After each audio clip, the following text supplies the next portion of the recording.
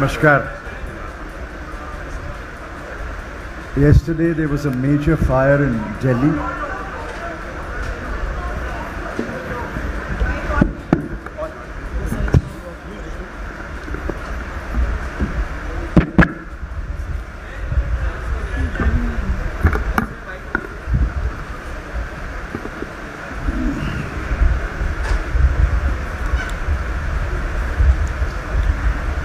Good morning to all of you.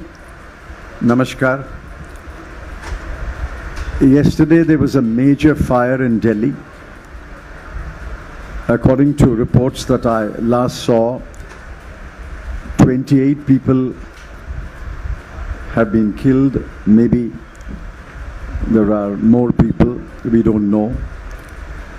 The Congress Party offers its deepest and sincere condolences to the families of those who were killed, and we hope that if any other person is trapped in the building in which the fire took place, we hope that such a person will be rescued and treated in hospitals. We are deeply sorry that such a major accident should happen in Delhi. On the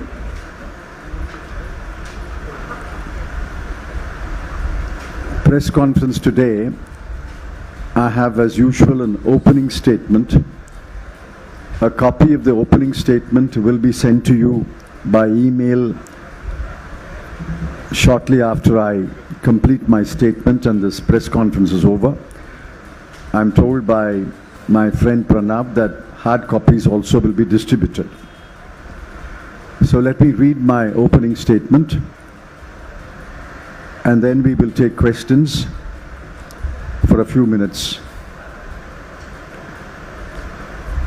Over 400 congressmen and women are gathered in Udaipur to reflect on the state of the country, the political situation, the state of the economy, the role of political parties, the organizational strengths and weaknesses of the Congress Party, the threats to unity, diversity and secularism, the burdens, fears and expectations of the average family, and on many other matters.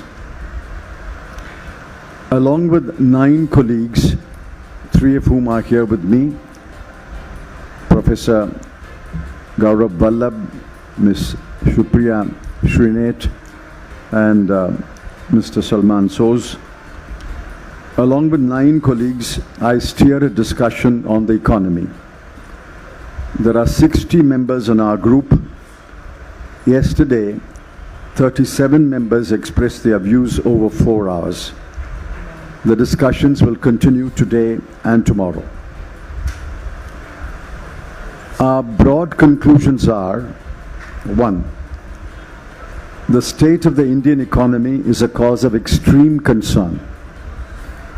A slower rate of growth has been the hallmark of the present government in the last 8 years. The post-pandemic recovery has been indifferent and halting.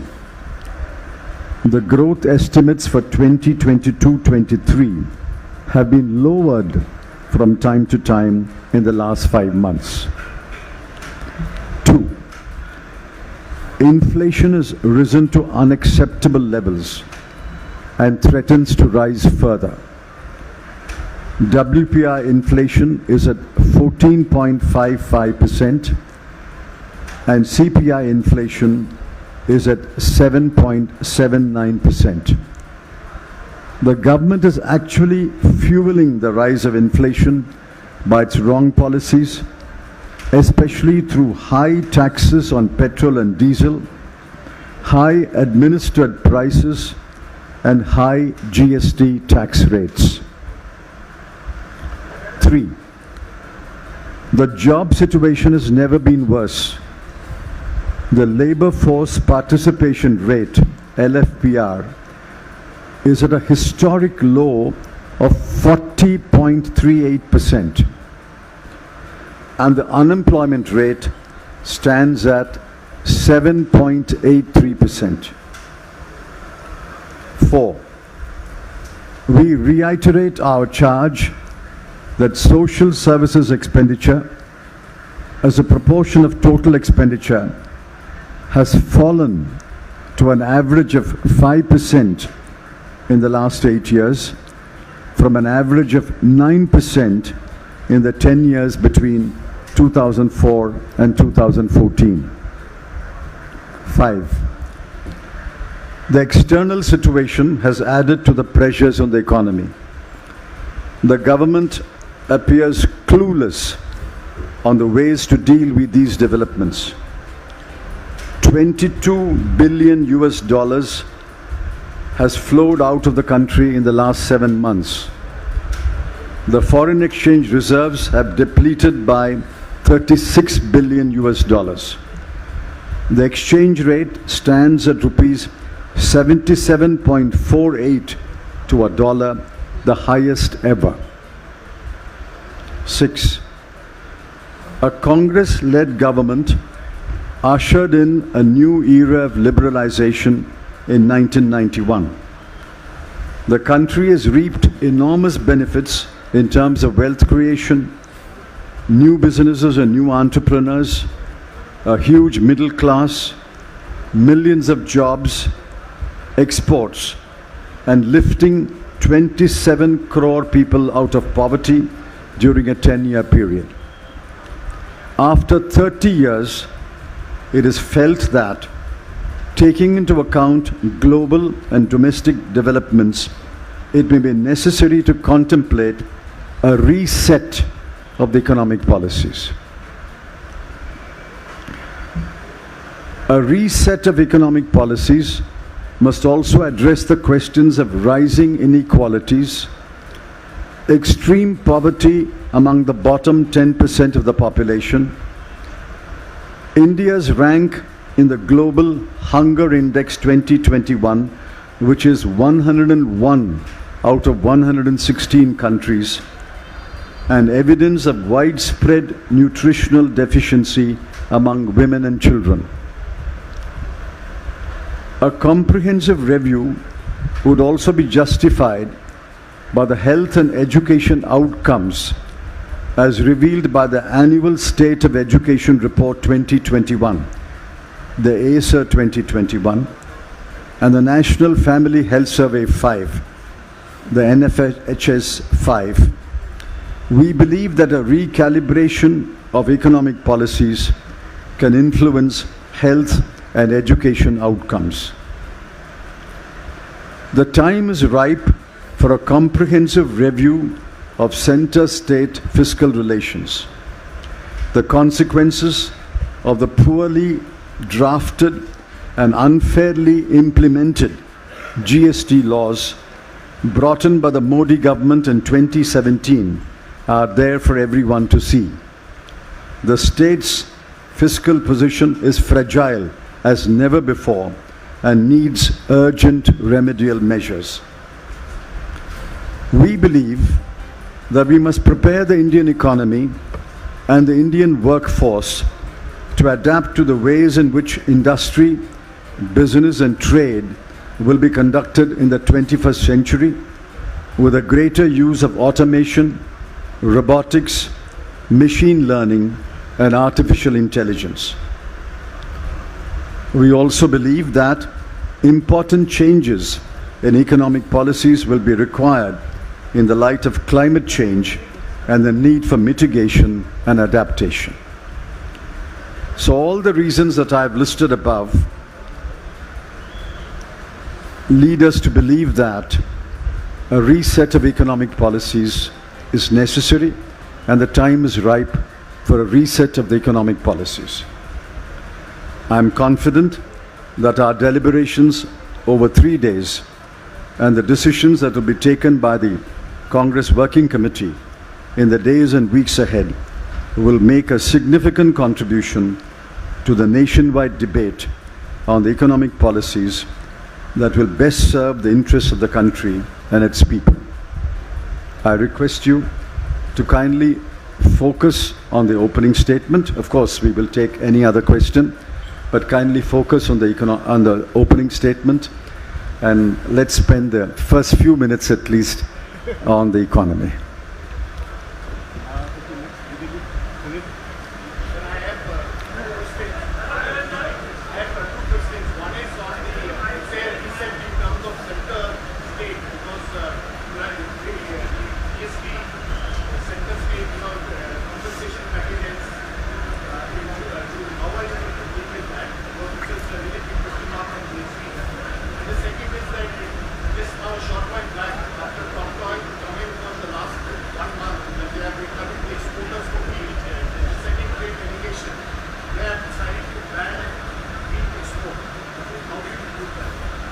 They have decided to ban wheat exports.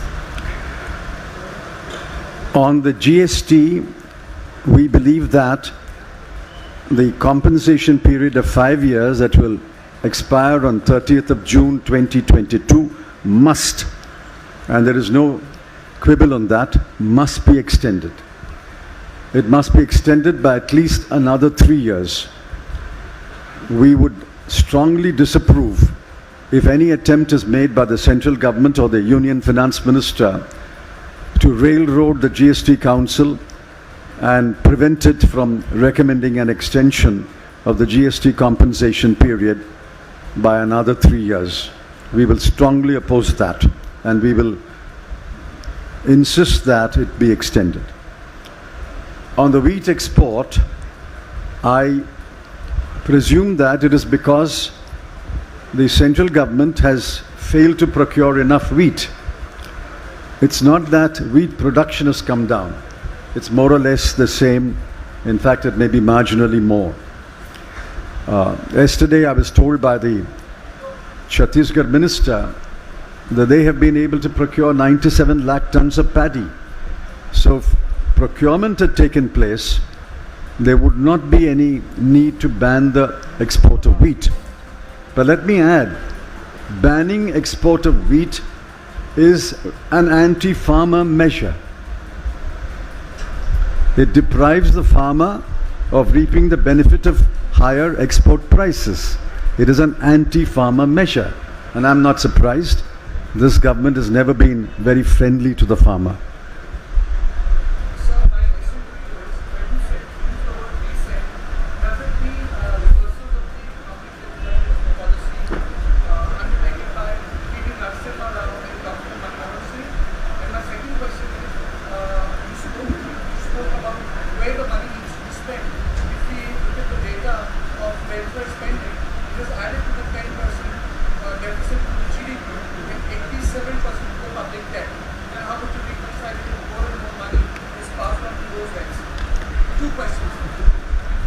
You know better than I do that reset is a different word and review or reconsider is a different word.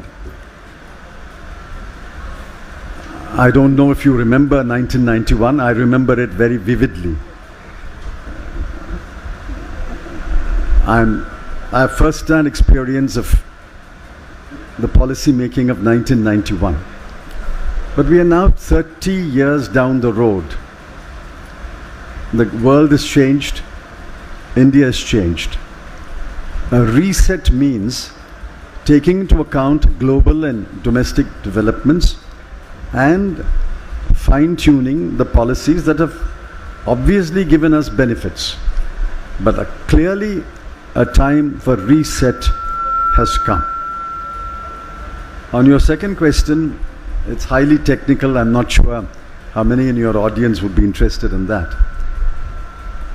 There is a fiscal deficit, but that fiscal deficit includes what you spend on social services. You can't say social services expenditure adds to the fiscal deficit, which adds to the public debt. Now, that would be a complete perversion of priorities.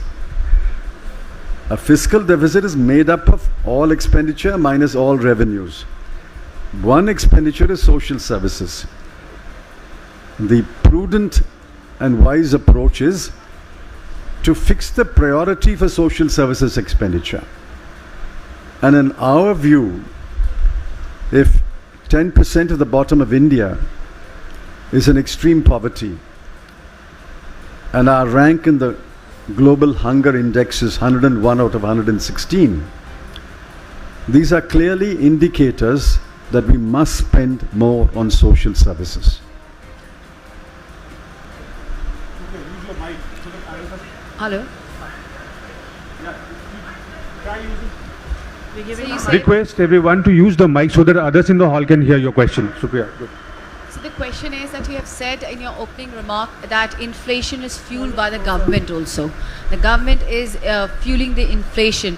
But one of the reasons which is coming from the other side is that there is war going on between Russia and Ukraine, and that is why there is an impact which has led on the oil prices, which has led to this inflation. What's your take on this entire narrative, which is that because there is a war going on, that's why there's an impact on the domestic or the Indian economy also? It's a lame excuse. India cannot blame the rise in oil prices as a reason for this high inflation. This high inflation, this inflationary trend was noticed even pre-Ukraine war. The high fuel taxes, the high administered prices, say, on cooking gas, and the high GST rates all predate the Ukraine war. Next they will say Mr. Putin asked us to impose his taxes. That's rubbish.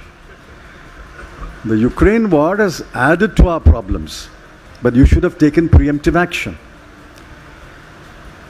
It's now widely believed that the RBI was behind the curve. And why was the RBI behind the curve? I suspect RBI was behind the curve because the government nudged it to go slow.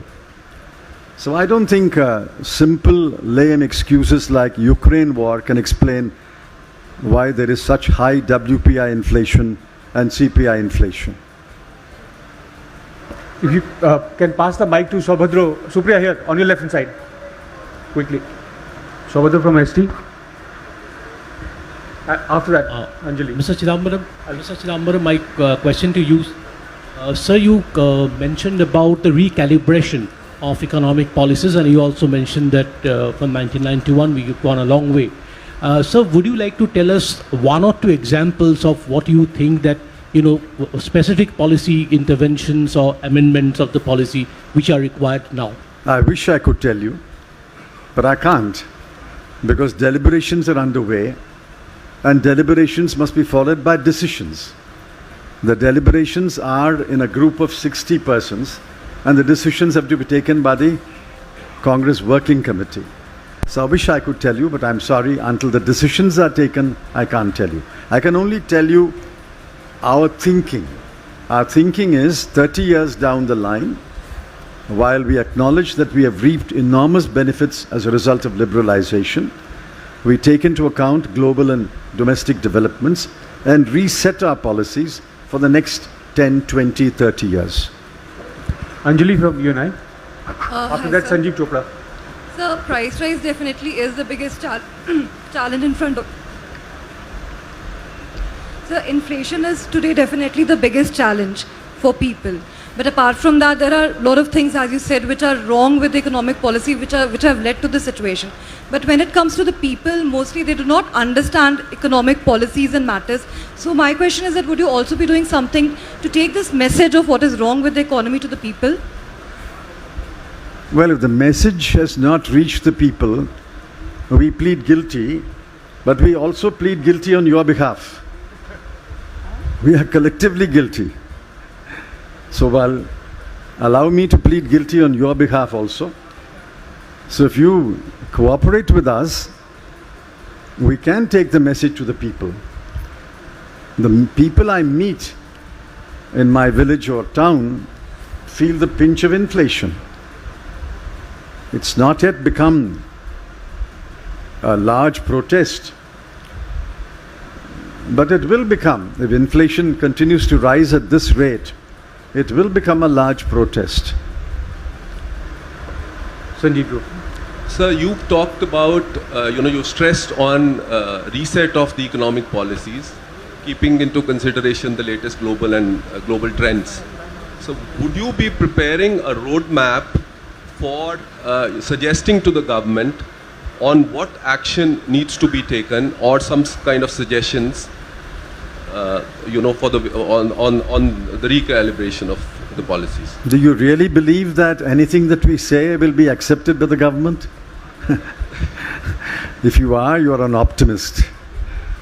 We will prepare a set of policies that will serve the people of India, our economic interests, as the Congress party sees it, and we will take it to the people. I don't believe that the government is willing to listen to anyone, much less the Congress party. So my question is to you that what's the view of the Economic Committee about the taking petrol, diesel under GST?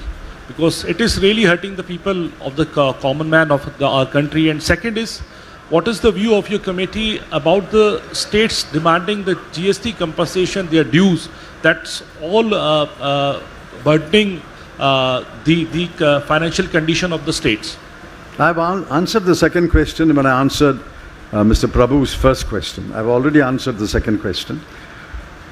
On the first question, there is a complete breakdown of trust between the central government and the state governments. And if you think that only the non-BJP state governments have expressed this breakdown of trust, you're wrong.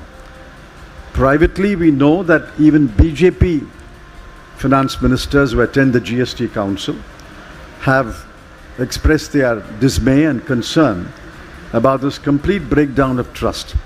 Given this complete breakdown of trust, there is no way, there's no chance at all of the present government making even any headway in trying to persuade states to bring petrol and diesel under GST. There's no chance of that happening under this government.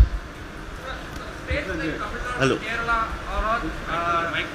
All are seeking more support from central government, economical support, like GST, time-to-time reimbursements like that. So how do you see this? People are suffering from Tamil Nadu, kind of Kerala at all. So how do you see this? Time-to-time GST reimbursements, and they are seeking more support from central governments on the schemes which comes under the state governments. This is not Tamil Nadu and Kerala. 78,704 crores are pending from the central government to the state governments as on 31/3/22. Let me repeat that number. Rupees 78,704 crore is pending. We are already in the middle of May, and this amount has not been paid. And the compensation period will come to an end on 30th of June 2022. I believe it's the unanimous demand of all the state governments that the compensation period must be extended and arrears of GST must be paid forthwith. Sir, because you're talking about the reset, within the economic committee, whether there's a possibility of a resolution saying that the next Congress's economic line will be taking a step back from the liberalization policies that it's initiated. You're completely wrong. I'm sorry to interrupt you. Yeah. We are not stepping back on liberalization. Yeah. We are stepping forward post-liberalization. So please don't make a mistake in your report. We are not stepping back from liberalization. We are stepping forward post-liberalization, taking into account global and domestic developments. Yeah, and also, sir, how do you plan to politically counter BJP's policies? The BJP con Arvind Subramaniam, he was talking about providing tangibles like free houses or ration scheme, where people are lifted out of extreme poverty rather than being concerned about rising inequalities. So how do you politically counter the BJP with an economic kind of a framework? Rising inequalities and extreme poverty are not contradictory. Extreme poverty is one of the effects of rising inequalities. Anyway, I don't want to elaborate on that.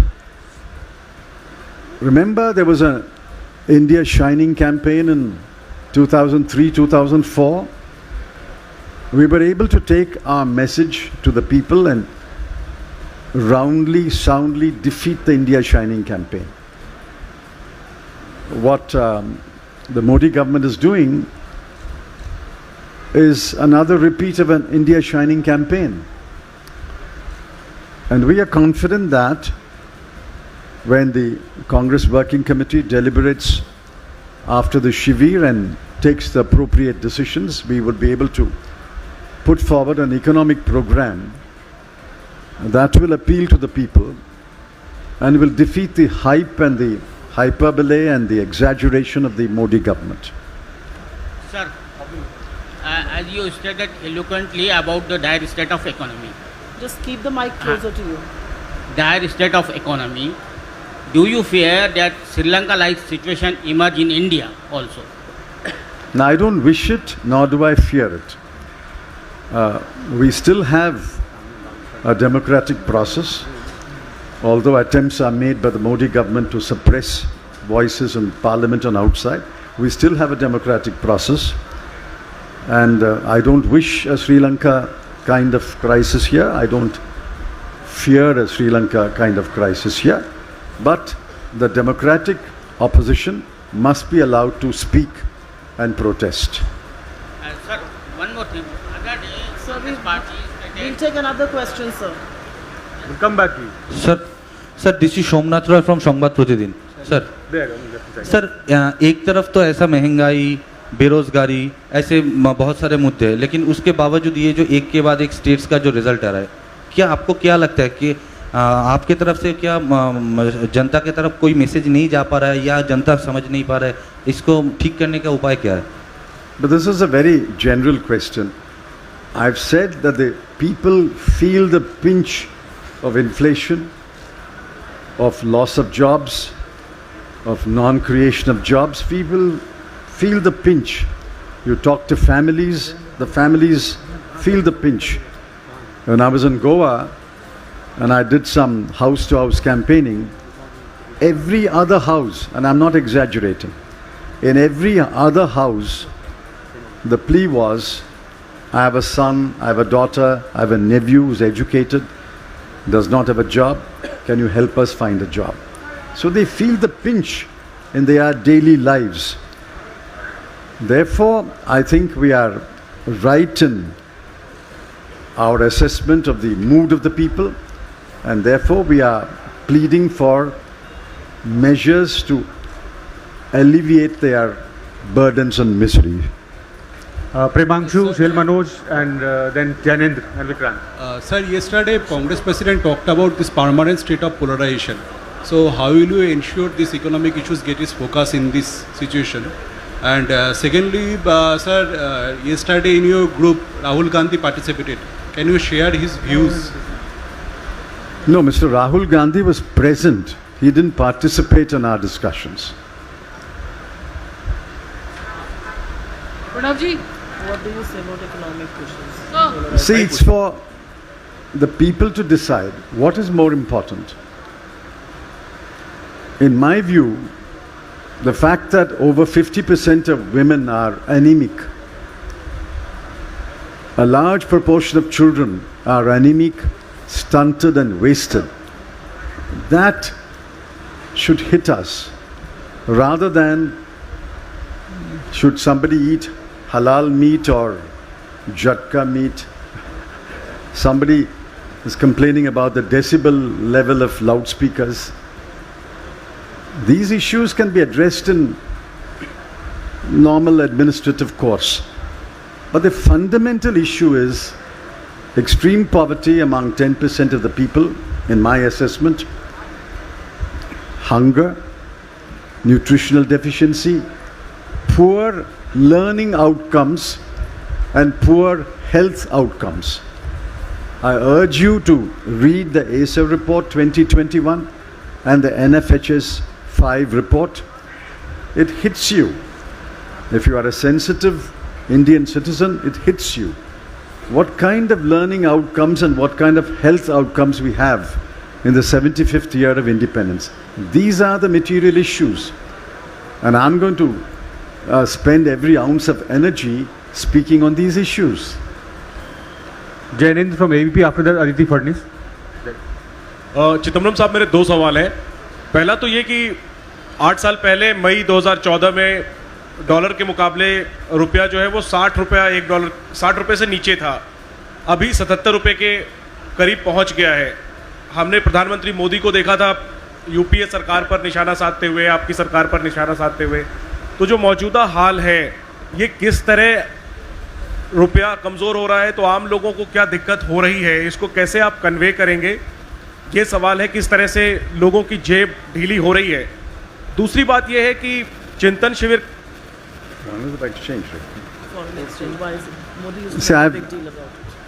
I remember candidate Modi said that if we are elected to power, we'll bring the rupee-dollar rate to 40 rupees. And the late Miss Sushma Swaraj also said that in several meetings. It was, of course, a completely wrong statement. I mean, it betrayed a complete lack of understanding of how the exchange rate moves. So while we understand that the exchange rate will move according to the market, what is happening now is because of your inability to take the necessary measures. It is inflation and the threat of higher interest rates which is causing an outflow of US dollars, apart from other reasons. The two main reasons are high inflation and the threat of higher interest rates. Now, these are matters which were under the control of the RBI and the government has failed. I charge the government with complete failure. So unless they understand the causes of the sharp decline in the rupee-dollar value, I don't expect them to take remedial measures either. But we will continue to speak, we will continue to write, pointing out their failures. Sir एक अगर एक ही सवाल रहने दे, बहुत लोग हैं baby, छोटा सा समझने के लिए, और लोग भी हैं, विक्रांत हैं, क्विकली जल्दी करो. अदिति सर, एक ये पूछना था कि चिंतन शिविर को लेके कहा जा रहा है कि ये पॉलिटिकल शिविर है और कोई मैनिफेस्टो यहाँ से नहीं निकलने वाला.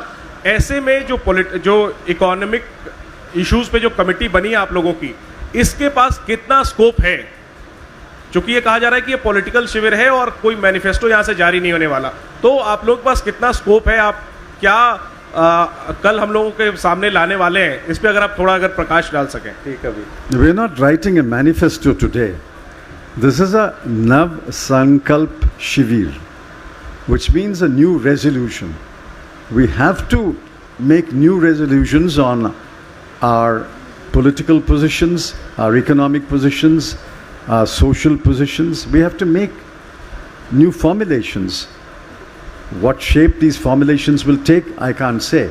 But eventually, it will get reflected in the manifesto of 2024. Aditi Fadnis ji. Chidambaram, Vikrant after that. Yeah. You spoke about unemployment. The government, which is among the largest employers, particularly in the railways, has put a complete freeze on recruitment for the last 2 years. First citing COVID and then other problems. There's been no recruitment in the armed forces, there's been hardly any recruitment in paramilitary forces, there's been no recruitment in the lower levels of the scientific establishment, scientific officers and so on. What is your view on that? Everything, all the other restrictions, COVID restrictions have been lifted. You are having elections, you are having religious gatherings, but recruitment continues to be a big problem and it's creating a lot of discrepancies and anomalies in the armed forces on account of seniority. You remember that in the 2019 manifesto we said, one of the first things we will do is to fill all vacancies in the central government. That's what we promised in the 2019 manifesto. So did the BJP. But since 2019, now we are in 2022, the number of vacancies has actually increased. In railway and paramilitary, the number of vacancies has increased. Firstly, this is anti-youth. This is anti-poor. This is anti-scheduled caste, anti-scheduled tribe. This is even anti the economically weaker sections, for which there is some reservation somewhere. The point is, if you don't fill vacancies in the government, in the broader government, capital G, and all its organizations, where will the young men and women of India find jobs? Yes, the private sector will throw up some jobs, but the government, as the biggest employer in this country, simply has downed its shutters. It is not willing to appoint anyone.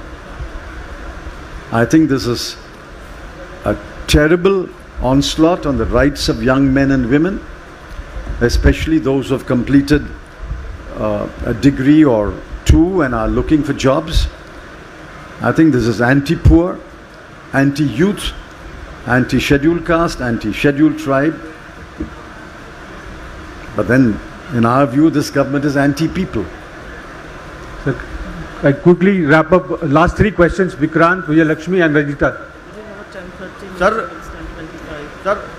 Sir आप लोग unemployment की, inflation की तमाम बातें कर रहे हैं, लेकिन जब आप 91 में मिनिस्टर थे नरसिम्हा राव सरकार में, उस वक्त में जो एक्ट आया था और सुप्रीम कोर्ट ने भी कहा था कि जहां पर जो 1947 में वर्शिप की पोजीशन है वही कंटिन्यू रहनी चाहिए, लेकिन आज की डेट में कहीं ज्ञानवापी में सर्वे हो रहा है, कहीं ताजमहल को लेकर के बात हो रही है, तो ये चीज़ें कैसे आप रिफ्लेक्ट करेंगी जनता के बीच?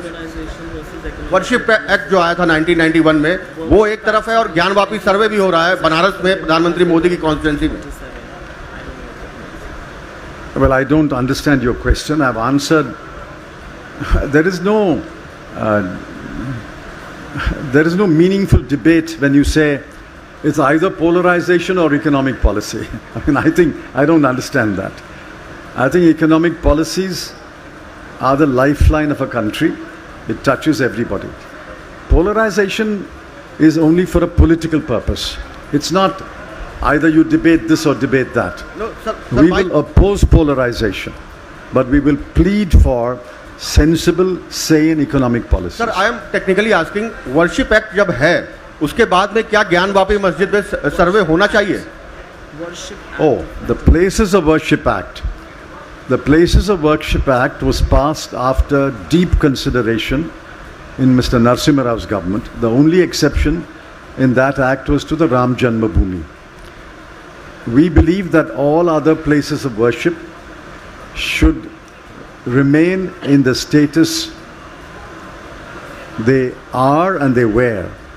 We should not make an attempt to change the status of any place of worship. That will only lead to huge conflict, and it is to avoid such conflict that the Narasimha Rao government passed the Places of Worship Act. Vijayalakshmi. Last question. And another sir, one. I just wanted to ask. She's already asked one. Yeah, two of them. Sir, ever since the Modi government has come to power, economy has been one major focus of opposition, especially of Congress party. You've been attacking and alleging that this government has failed on that front. But despite that, in terms of electoral politics, it hasn't brought anything in terms of electoral politics. You've only been losing elections. Is there something wrong with your communication policy that you've not been able to communicate it to your electorate, the failure of the government? And if it is so, is Congress party mulling or discussing all that in the Shivir, in your committee that has been formed, how to communicate effectively to your electorate or to people? You're right. If we have failed to communicate to the people the distress, the distressful situation in which the country's economy is, yes, we admit that. We should sharpen our communication skills. We also request your cooperation and support in conveying the messages. Ranjita. हाँ sir, यहाँ party हाँ, go ahead. आवाज आ रही है? आ रही है। आप party और देश के अलग अलग चीज़ों पर चिंता करने के लिए आए हुए हैं। सवाल ये कि जो जम्मू कश्मीर में हो रहा है, कश्मीरी पंडित की वहाँ हत्या हो गई और उसके बाद उनकी कम्युनिटी जो है वो जम्मू कश्मीर के एडमिनिस्ट्रेशन के खिलाफ वहाँ धरना दे रही है, किस तरह से आप इसे देखते हैं? Jammu Kashmir, the Kashmiri Pandit boy was killed and the community is protesting against the government. We condemn the killing of the Kashmiri Pandit.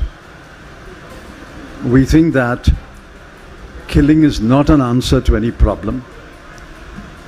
There are genuine issues in Kashmir.